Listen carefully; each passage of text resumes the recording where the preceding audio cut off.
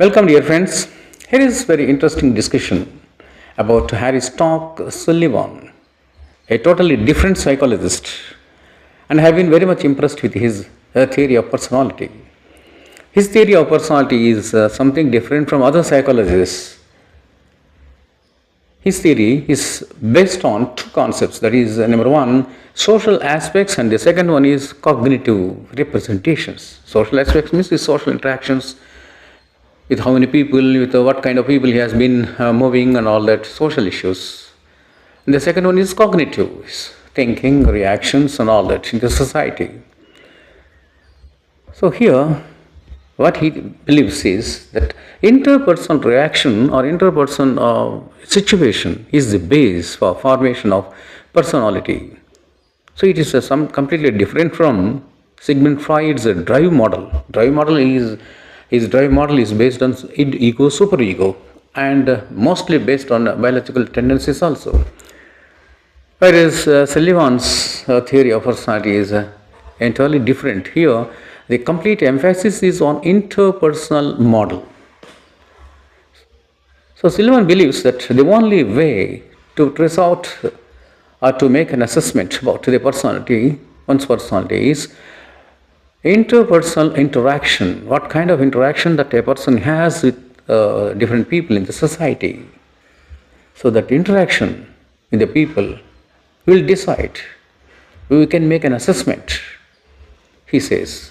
So the personality cannot be assessed in isolation.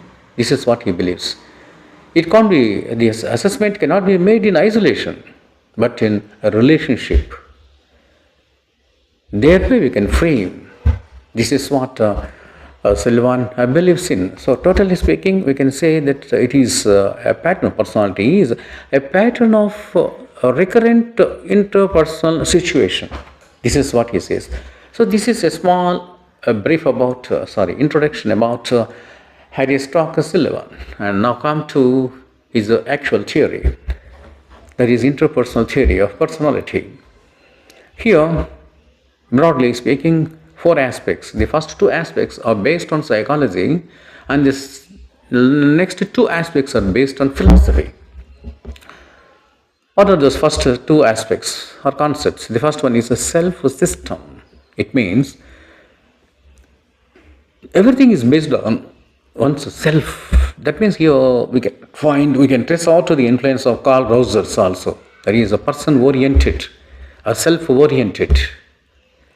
This is what we have studied in Carl Rogers' theory of personality.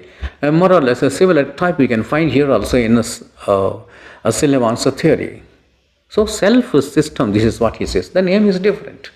Self-system. Here in the self-system concept, there are 3 points. Good me, bad me, not me. Good me means what kind of man? That one. Self-assessment. Because in every man there is goodness. Both good quality and bad quality. Good personality will be there and bad personality will be there. That is a good man and bad man. He must make an assessment about himself. What kind of man he is, whether he is good or bad. How much good he has and how much bad quality he has. And the third one is not me. Sometimes he doesn't have his own self-assessment. Escapism somewhat. Blame it on others, that kind of philosophy. For everything, blame it on others.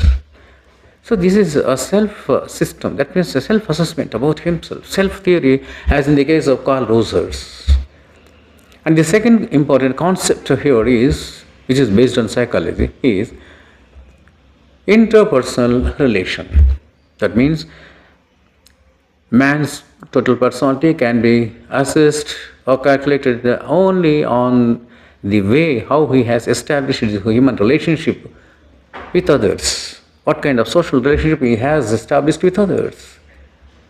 So how he is moving with parents, what kind of relationship he has with friends, what kind of relationship he has with the teachers, with friends, with the colleagues and all that. Because some people will be very good with parents, but not so with friends, not so with the teachers. Some are very good with the teachers because they have some selfishness, or some materialistic attitude, getting good marks and benefits and all that by teachers. Very good, moving very closely to teachers, and they are in the good books of the teachers, but not so before students or friends, before co-students. There's some narrow mind, selfish nature may be traced out. So we can't say that a particular person will be the same, we will have the same mentality, same approach, the same situational or interpersonal relation with almost all people in the society. It very differently will have, very peculiarly, oddly, in an eccentric attitude sometimes a person will have. By assessing his relation with all these persons, with teachers, with parents, with friends, with colleagues and all, we can make an assessment totally. See, I would like to give you an example from Jawaharlal Nehru. Nehru as a son, he was very much loved by Motilal Nehru, his father. And after marriage, he was loved by his wife Kamala Nehru. He was a very, very good husband to Kamala Nehru. And after giving birth to a child, that is Indira Gandhi, he was a very, very great father. Educated her, always accompanied. He was accompanied by Indira Gandhi. Wherever he goes, he used to take her, educate her. Even in the jail, he used to write letters by describing so many situations, so many knowledgeable things. He was regarded to be a very good father. So the relationship with Indira Gandhi is very good. With father, very good. With the wife, a very good, beautiful human relationship he has got established with friends. And as a leader also, he was loved by so many people. Like that, some people will have that is called integrity. Some people will have a wonderful integrity by establishing beautiful relations with friends, with the teachers, with the parents, with colleagues, almost all different kinds of people, sections of people.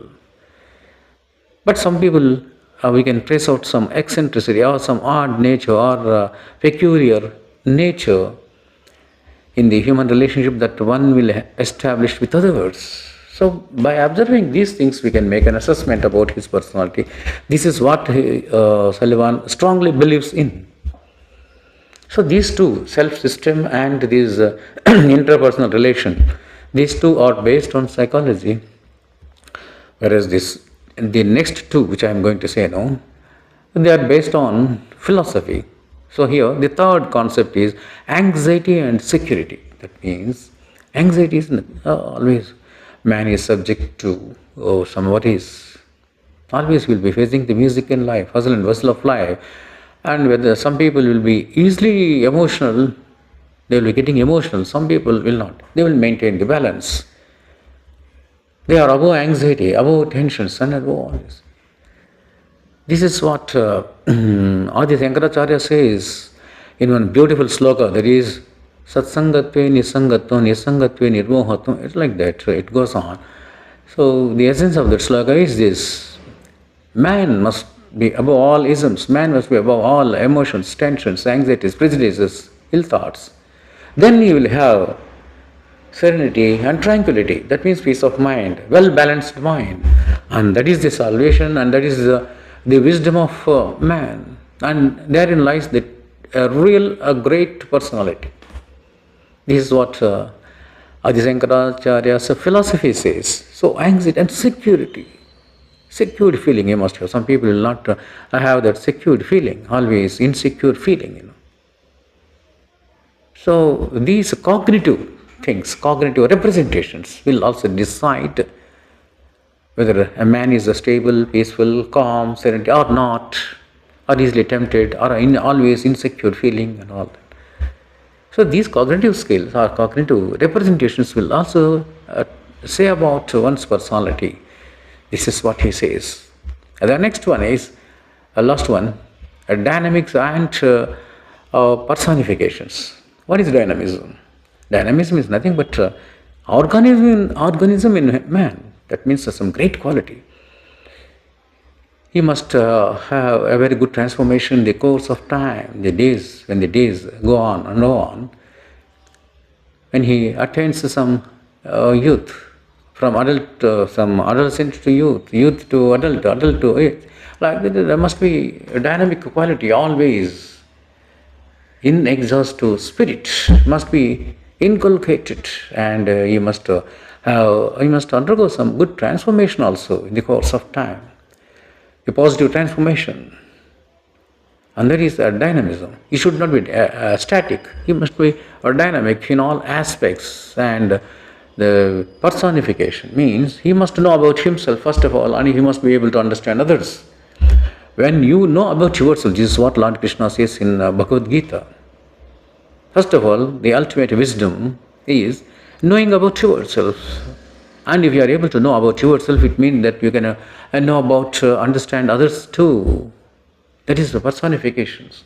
So dynamism and personification is based on philosophical connotation. See, the first two are psychological, and the second two, next two, that means anxiety, security, and next dynamism and personification. These two are based on philosophical perspective. It's really relevant, practical also at the same time. I have been very much impressed with Sullivan's theory. What is it? Interpersonal theory of personality. So when two persons meet, one philosopher says, when two persons meet, two worlds meet. Two world, not one world. Two worlds will meet. When two worlds meet, definitely a good sometimes very eccentric behavior, sometimes different, sometimes that integrity. So how far a man has achieved integrity when he is moving with a different type of people in the society? That is the point to be noted here. Anyway, in conclusion, I would like to say that some people will be generally criticizing his theory because it is completely, far away from the biological, genetic or biological implications. Unconscious factors, as in the case of Sigmond Freud, it is completely far away from that. And the second one is overemphasis on relationship, a social relationship or interpersonal relationship. How far it is impracticable, people, some critics have criticized, because there is a limited empirical evidence. That means experience. In practical experience, we can't completely rely on it. This is what, so you leave it out. Anyway, in conclusion, I would like to say that at the last point in Harry Sullivan's concept of theory, personality is this. See, in the course of time, that means when the age a person undergoes different stages in life, that is infant to adolescent, adolescent to youth, youth to adult, old, like that, 7 stages, as in the case of Shakespeare. Shakespeare said that there are 7 stages of man. So in all these stages, different stages of life, man will be undergoing a very good transformation and a very good maturity, and that is called a epoch of personality growth. So the growth is not one day's achievement. It is a continuous one. So the growth will be always developed and developed till the old age, till his death, we can say. So this is the theory, personality theory, interpersonal theory of Sullivan. Very appreciable, and I have been very much impressed. Thank you very much, and if you are impressed, please subscribe and encourage me.